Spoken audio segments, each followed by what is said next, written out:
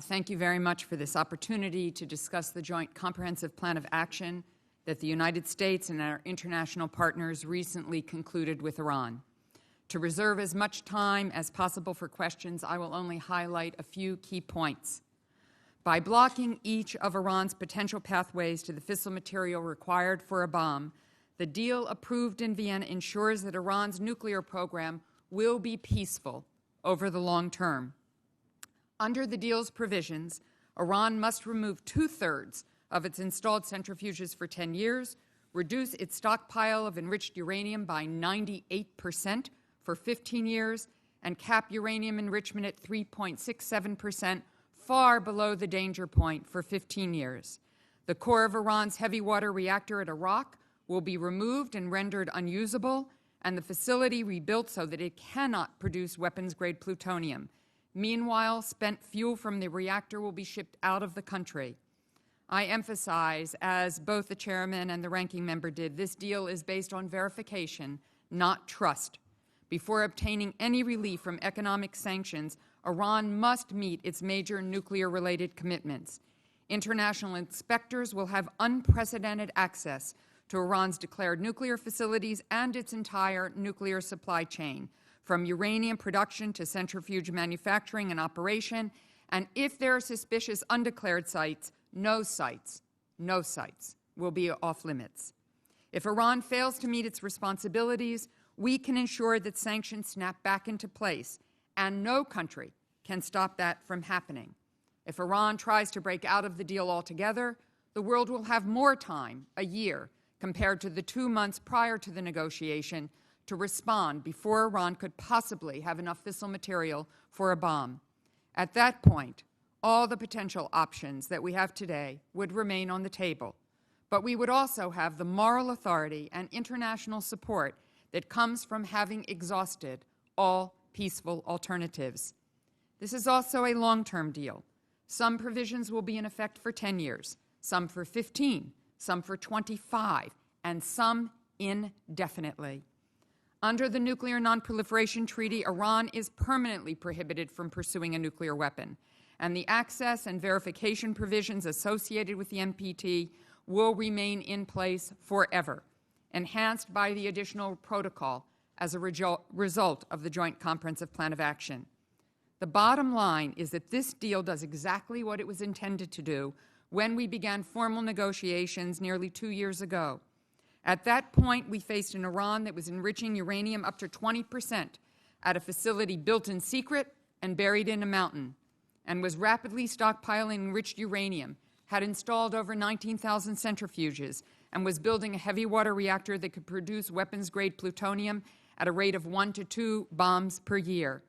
The plan agreed to in Vienna will shrink those numbers dramatically, ensure that facilities can only be used for peaceful purposes, and put the entire program under a microscope.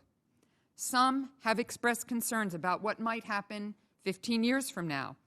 But without this agreement, as Secretary Kerry and Secretary Moniz have said, year 15 would begin today. And if the United States walks away from the JCPOA, which has been negotiated every step of the way with our international partners, we will be left alone. That would be the worst of all worlds. Iran could push ahead with its nuclear program in whatever direction it chooses. Everything we have tried to prevent could occur. We would not have enhanced transparency required under the JCPOA to scrutinize every element of Iran's nuclear program, and the multilateral sanctions regime, which the President and Congress worked so hard to put in place, led by this committee, would begin rapidly to unravel, along with the Senate Foreign Relations Committee, of course. As for Iran's behavior, the United States is under no illusions. This agreement was never based on the expectation that it would transform the Iranian regime or cause Tehran to cease contributing to sectarian violence and terrorism in the Middle East. That's why we've made clear that we will continue our unprecedented levels of security cooperation with Israel. As Secretary Kerry confirmed earlier this week in Qatar, we will work closely with the Gulf states to build their capacity to defend themselves and to push back against Iranian influence that destabilizes the region. We will continue to take actions to prevent terrorist groups, including Hamas and Hezbollah, from acquiring weapons.